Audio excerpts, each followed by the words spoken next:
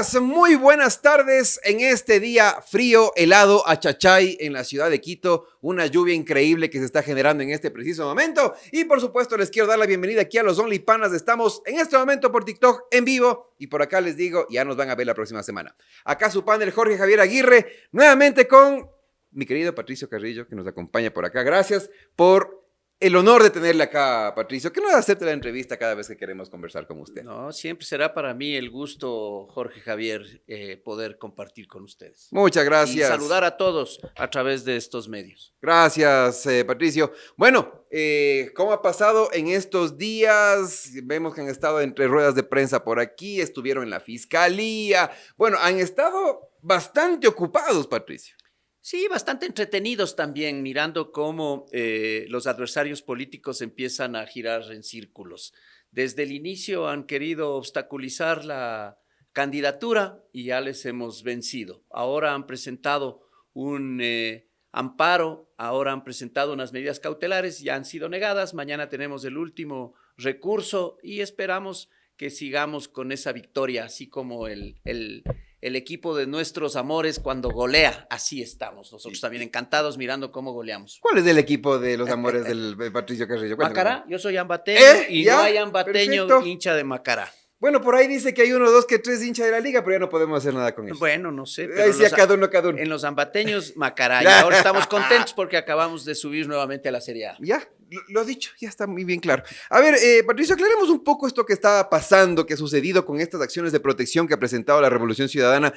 ¿Por qué es ese motivo? ¿Qué sucede? ¿Por qué no quieren que Patricio Carrillo llegue a la Asamblea? ¿Qué pasa ahí? Bueno, eso hay que preguntarles a ellos. Yo creo que en lo político ya está resuelto. En lo jurídico, de igual manera, se ha demostrado mediante cantidad de información y de resoluciones, especialmente de la Corte Interamericana de Derechos Humanos, de que lo que ellos están planteando no tiene ningún sustento. Y esperamos que en el orden lógico el Consejo Nacional Electoral determine ya los resultados finales, entregue las acreditaciones y por consiguiente ahí nosotros iremos como corresponde en orden lógico a presentarnos en la Asamblea Nacional. Sobre todo por el tema de plan de trabajo, actividades que ustedes tienen pendientes, que vienen desde la candidatura, desde la campaña y que hay que plasmarlas y se deben plasmar en la Asamblea, Patricio. Claro, nosotros tenemos que cumplir con los ciudadanos, hemos hecho una propuesta y eso es lo que el resto no quiere. ¿Y no quiere por qué? Porque sabe. ¿Cuáles son los antecedentes, Jorge?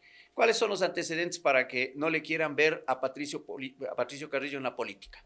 Primero, haber combatido la minería ilegal. Segundo, haber defendido la democracia en octubre del 2019. Esa democracia que estaba amenazada por todos estos grupos abusivos de izquierda que incendiaron la Contraloría. Ellos que eran acostumbrados a llevar de manera incauta a jóvenes indígenas a formarse en Venezuela, en las Marquetalias, en Colombia, bajo conceptos de guerrilla, y que al final fueron ya sometidos a la Administración de Justicia y merecieron sentencia. ¿Quiénes están atrás? Los que le perjudicaron al Instituto de Seguridad Social con 950 millones de dólares. ¿Quiénes están atrás? Aquellos que recibieron en sus municipios dineros de economía ilegal, especialmente del narcotráfico para generar obra pública. De dudosa procedencia, digamos Para así. generar obra pública. Ahí hay muchas instituciones involucradas, CERCOP, la UAFE, aduanas, hay una cantidad de instituciones que hay que fiscalizar. Son ellos los que tienen miedo y temor de que se siga actuando en esta misma línea. Claro, y además estamos tomando en cuenta que están surgiendo estos recursos a días, digámoslo a meses, porque no tenemos claro exactamente el día en el cual ustedes se van a posesionar. No sabemos. Hace una semana estuvo aquí Jorge Peñafiel, dijo que en diciembre, ahora dicen que es en enero. Entonces no sabemos cómo se va a posicionar al fin y al cabo la Asamblea Nacional. Sí, esto es importante no solamente para la democracia. Es importante porque caso contrario vamos a estar sometidos a los mismos regímenes. Lo que está buscando el Consejo Nacional Electoral, ¿qué es? Ganar tiempo. ¿Para qué? Para que el nuevo periodo, el momento en que ellos ya hacen la invitación y se entrega el calendario electoral, puedan continuar en sus funciones de manera prorrogada. Con un problema gravísimo que tenemos en el Consejo de Participación Ciudadana. No es solamente la Asamblea Nacional el conflicto, ahora el problema se encuentra disperso en el Consejo Nacional Electoral, en el Consejo de la Judicatura, en el Consejo de Participación Ciudadana, en todas las instancias de control, con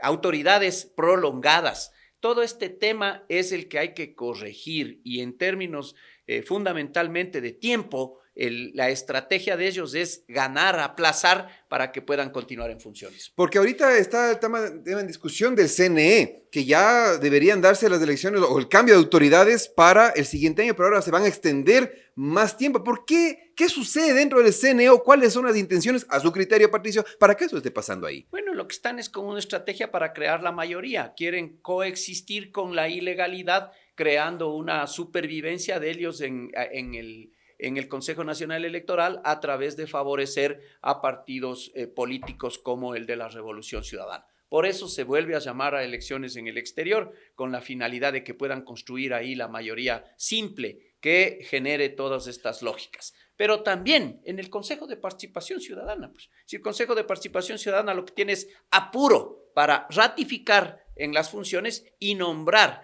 de manera afín al partido político al cual ellos se deben las autoridades de control. El Ecuador ya debe despertarse ante tanta irresponsabilidad, ante tanta ilegalidad y ante tanta ausencia de Estado de Derecho. Porque ahora también está en juego el nombre, la permanencia, la existencia del Consejo de Participación Ciudadana, tomando en cuenta que desde la Asamblea existirá por parte de ustedes un plantear, decir, señores, por favor, ya el Consejo de Participación Ciudadana, o motivar para algo como bancada para que exista todavía dicho consejo. Bueno, sí, nosotros tenemos que hacer la cantidad de acuerdos que sean necesarios para estos fines, pero también tenemos la esperanza de que la Corte Constitucional actúe como tiene que actuar ahora y al menos al presidente del Consejo de Participación Ciudadana le cese en funciones ante tanta arbitrariedad. Porque ahora vemos también un comportamiento, un cambio en Allen Berbera en ciertos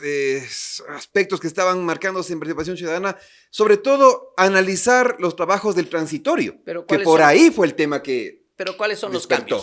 Los cambios? Yo le veo que se calmó un poco, ya no le vamos a tocar nada, dice. Pero el cambio es solamente en el discurso, en las palabras, pero en las acciones ya están hechas y las acciones son las que al final llevan a las motivaciones de carácter político. Sin duda, aquí es evidente que lo que están buscando es justamente romper con esta posibilidad de actuar de una manera mucho más democrática y mucho más transparente en la designación de autoridades de control. Porque ahora es decir, no, es que cómo va a ser posible, es el discurso que manejan ciertos actores políticos, al decir, no, es que no podemos delegar que la Asamblea selecciona autoridades, por eso debe estar Participación Ciudadana. No, están arrogándose funciones que no les corresponden, indiscutiblemente. Quisieron tumbarse a la fiscal, quieren ahora tumbarse muchos otros mecanismos por sobre la Corte Constitucional. Y este ya es un mecanismo indiscutiblemente de ilegalidad. Por un lado, las acciones llevan a la guerra y las palabras quieren ser de paz. Así no funciona. Me gustaría conversar también, Patricio, con respecto al tema de la comisión ocasional que quieren ustedes crear en la Asamblea para investigar el asesinato de Fernando Villavicencio. Estábamos escuchando a Sofía Sánchez que decía, pues nosotros lo estamos presentando y rechazamos que otros movimientos o bancadas quieran atribuirse a eso que nosotros estamos planteando. Bueno, yo creo que el Ecuador entero está demandando la verdad respecto de lo que sucedió. Y esto es importante para la democracia. Este no es un tema menor. El 95% de los homicidios en el Ecuador quedan en impunidad. Pero este en especial no puede ser, no puede entrar en esa misma estadística. Todo el Ecuador tiene que reclamar la verdad, porque caso contrario, quienes le están retando al Estado, que es el poder criminal, creerá que mañana puede con la misma impunidad actuar y todos, absolutamente todos, nos ponemos en mayor riesgo. El poder criminal, cuando decide asesinar a una persona, lo más seguro es la muerte. Lo que entra en duda es cuándo lo van a hacer, cómo lo van a hacer y dónde lo van a hacer. Y a partir de varias interrogantes que se encuentran ya con información necesaria como para poder plantear hipótesis, el sistema de justicia debería actuar con mayor celeridad y con mayor transparencia. Por eso nosotros estamos pidiendo en la Asamblea Nacional una comisión ocasional con gente íntegra, no con gente que quiera desviar, no con gente que quiera hacer de la Asamblea Nacional un escenario de teatro, sino un escenario de verdad, de derechos, de transparencia, y nos vaya diciendo en una línea de tiempo, desde el inicio, qué es lo que sucedió. Desde cuándo Fernando empezó a tener intimidaciones. Sin duda, amenazas e intimidaciones. Sin duda, él ha sido un reformista y todo reformista se pone en riesgo, no por su discurso, por sus acciones, porque él enfrentó a las mafias. Pero esas amenazas que venían desde cuando era asambleísta o desde cuando era periodista todos de investigación, cuando era asambleísta, cuando era presidente de la Comisión de Fiscalización y derivaron en el momento en que quien quiso privarle de la vida y que ya tomó la decisión desde hace mucho antes, que compró sicarios, que planificó, pueda descubrirse. Para eso la tecnología, la cooperación internacional, para eso la participación de agencias de inteligencia y agencias de policía como el FBI y como otras a nivel internacional que están colaborando en la investigación puedan entregarle la información al Ecuador. Por eso es fundamental que nosotros en esta comisión no solamente ejerzamos el derecho político de saber la verdad, sino hagamos un seguimiento al plan de investigación, a las hipótesis, a todos aquellos documentos sobre los cuales se puede hacer trazabilidad, a toda aquella pericia de los equipos tecnológicos que se pueda dar trazabilidad y decirle al Ecuador qué es lo que pasó, cómo planificaron, cuánto pagaron, cómo sucedió, pero también por qué sucedió en un mitin político previo a un debate presidencial y cuando se veía en las encuestas que la única persona que venía creciendo era Fernando. Yo creo que en este momento, Patricio, para hacer un pequeño paréntesis de lo que sucedió ese día, yo le pido, o sea, con toda confianza, decir al público, porque a usted también le han caído. ¿Por qué salió por un costado usted y por qué no salió por Fernando Villavicencio? Voy a repetir. Explíquelo ahí, por favor. Voy a repetir. Dele ahí. Cuando el poder criminal decide privar de la vida a una persona, lo más seguro es que se va a cumplir. Lo que no se sabe es cuándo y dónde. El tiempo y el espacio es fundamental. Si yo no iba ese día al meeting, hubiesen dicho, Carrillo no fue. ¿Por qué será? ¿Por qué será? Porque él ya sabía. Y en la medida en que no salimos abrazados, entonces el culpable termina siendo en la narrativa de ellos quien no estuvo junto. En otras palabras, ¿por qué no son sinceros y dicen, Carrillo, vos también debías morir? ¿Por qué no moriste con él? Porque debían haber salido juntitos. Y si no salimos juntos es simple y llanamente porque muchas circunstancias se pudieron haber presentado. Pero en la fantasía que quieren crear, ya pusieron que yo salí en un blindado. Si el Ecuador no tiene blindados para los funcionarios, peor va a tener para candidatos. No me diga, en serio, ni para los funcionarios. Yo fui funcionario público, yo fui ministro de Estado, yo fui comandante general de la policía. Y cuando ejercí esas funciones, jamás tuve un blindado. Porque no existe. Simple y llanamente porque no existe. Entonces, lo que tiene es la empresa privada. Y la empresa privada presta. En este caso, a Fernando le prestaba cuando se movilizaba y cuando los análisis de riesgo, que deben haberlos hecho su seguridad, presentaban alguna diferencia respecto de otros donde se podía tener un equipo más disuasivo o menos disuasivo. Pero también hay que recordar la historia de lo que ha sucedido y sobre la base de la historia también crear los relatos. Pues, ¿qué pasó en Colombia cuando mataron al candidato presidencial en Soacha en 1989, a Galán? Un director del Departamento de Investigaciones del DAS colombiano decidió cambiar 4 días antes la seguridad del candidato.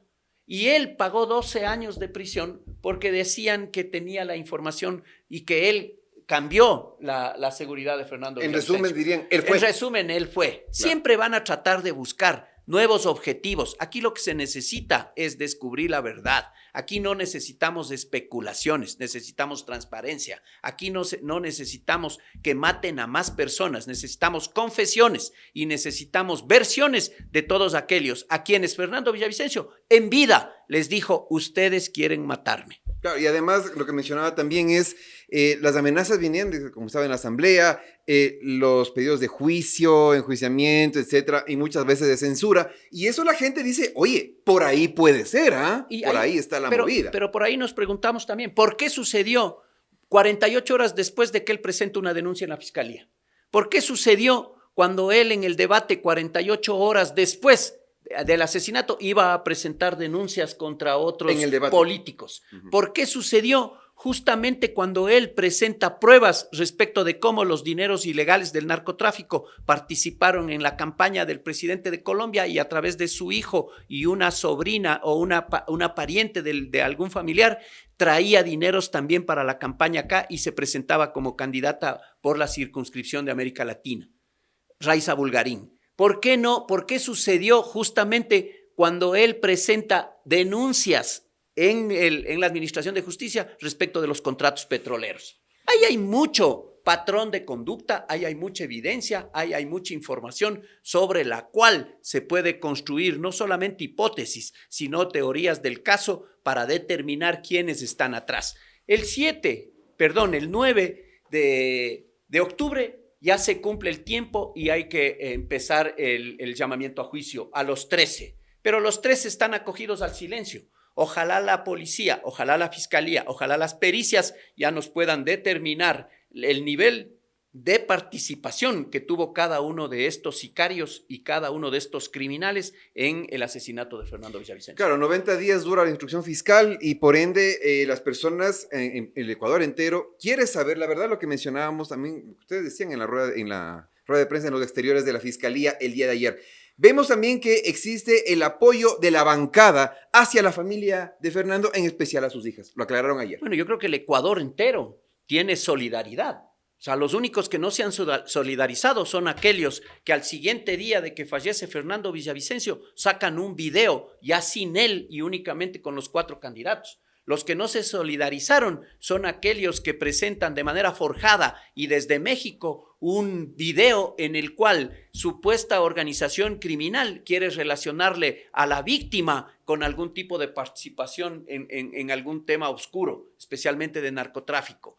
Cuando los otros son los que se consideran víctimas electorales, porque el Ecuador empieza a sospechar de quienes dijeron de propia boca que su venganza será contundente. Este es el tema sobre el cual ellos deben reflexionar y no empezar a buscar culpables donde no existen. Y además tomamos en cuenta un factor importante que es lo que se viene ahora en la Asamblea después de la segunda vuelta electoral. Sabemos que no se van a posicionar todavía, pero como le mencionaba Patricio, existen muchas cosas pendientes que hay que realizar y la gente espera resultados. Y siempre se ha dado este tema de que ¿por qué la Fiscalía no informa? ¿Por qué nos tenemos que enterar por medios de Colombia lo que la Fiscalía debería informar? Y eso también ha generado dudas en la investigación y sobre todo en la justicia ecuatoriana. Pero claro, ¿cuál es la teoría que están planteando ellos? Ellos hablan de una conspiración. ¿Conspiración de quién?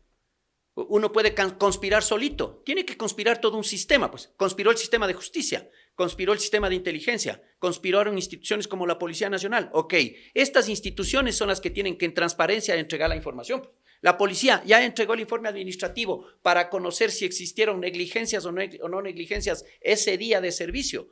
Ni siquiera si anteriormente definieron políticas claras de protección a los candidatos y peor, definieron políticas claras de protección a las personas con alto riesgo como Fernando Villavicencio. ¿Cuáles fueron esas disposiciones que dieron? ¿Quién fue el jefe del operativo? Si las pericias ya han determinado qué tipo de arma se utilizó, si esa arma ha participado o no en otros delitos y en qué tipo de delitos para unir por patrón de comportamiento. ¿Qué tiempo los sicarios colombianos están en el país? ¿Quién les mantenía aquí? ¿Quién les dio el hospedaje donde estaban? ¿Quién les compró las motos? ¿Quién les proveyó de la logística y de la comunicación necesaria? O sea, hay tantas cosas que ya se pueden decir, pero hay un silencio que eso es lo que permite al otro lado crear y estar especulando de manera política. Pero además hay información que empieza a vertirse, no sé si de manera irresponsable o sabiendo que aquí en el Ecuador se puede decir cualquier cosa y todo el mundo queda en impunidad. Un exdirector de la Policía de Colombia manifestó decir que se ha reunido con mandos policiales y con algunas autoridades políticas del país y que conocen el nombre del autor intelectual. Ya rindió versión, ya entregó esa información. Ahora salió otro actor. Medio, ahí murió. No sé, claro, no sabemos. No se ha dicho nada más. Ojalá hayan tomado la versión, sí. Claro. Ojalá hay otro actor que apareció en Miami a decir que él quiere entregar voluntariamente su equipo y que en su equipo encuentra información de gente que le llamó relacionada con la ex Senaín, que disposiciones que habían recibido ellos de un ex ministro de Estado que también reside en Miami, sobre la que debían haberle hecho seguimientos a Fernando Villavicencio y le venían realizando seguimientos a Fernando Villavicencio.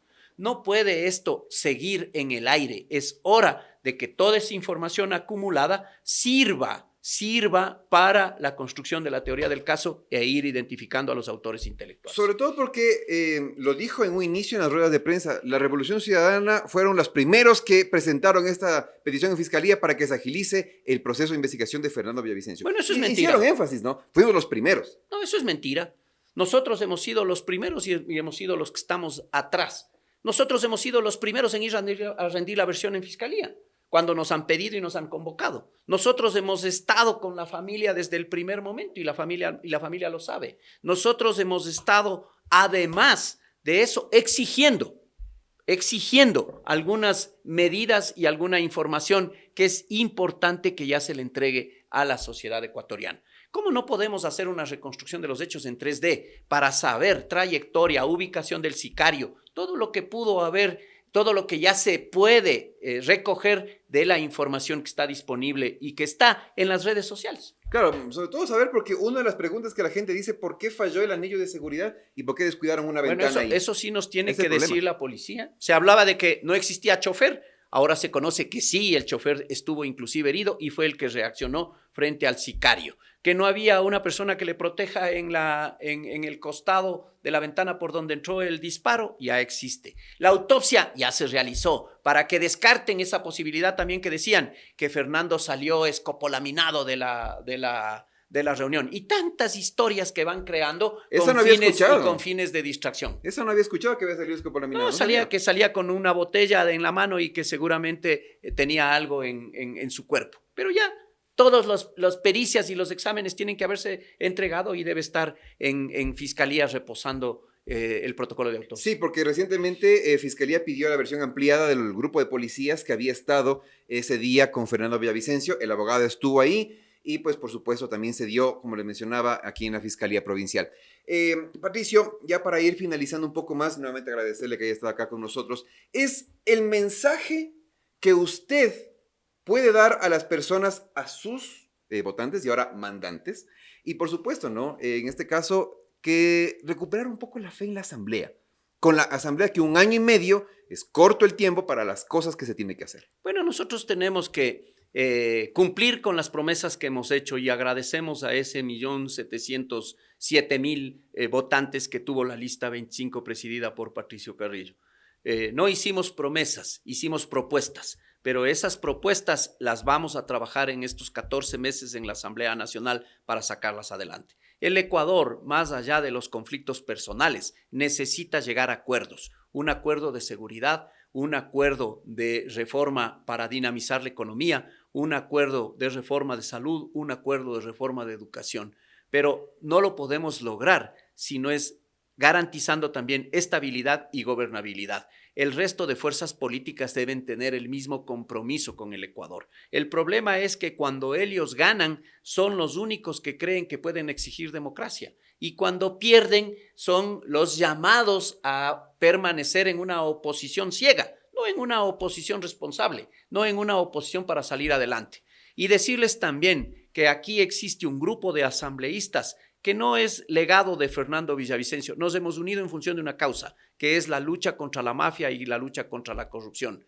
Lo que recibimos como ejemplo de Fernando Villavicencio es que si el destino es la muerte, que sea al menos luchando contra la corrupción y contra la mafia. Eso es lo que le distingue, lo que le da honor, no honores a Fernando Villavicencio, le da honor a su vida, haber sacrificado en una lucha que el Ecuador necesita contra las mafias y contra la corrupción. Para finalizar, Patricio, Jorge Peñafiel me contó el rum por ahí que usted va a ser jefe de bancada. Bueno, no estamos buscando nosotros nada y no hay aquí jefaturas. Aquí el liderazgo empieza a fluir de manera natural. Lo que existe es coordinación y lo que vamos a hacer es una especie de coordinación entre todos los legisladores.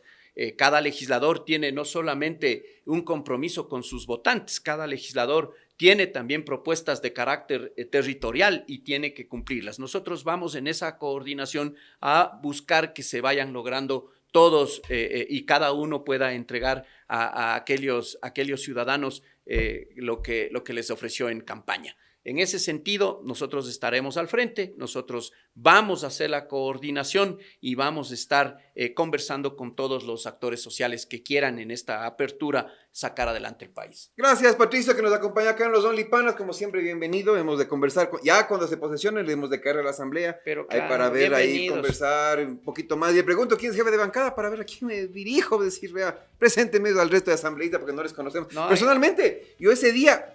Ayer, en la rueda de prensa descubrí quién es cuál, no les cacho todavía. Así que espero en la asamblea presentar a todos.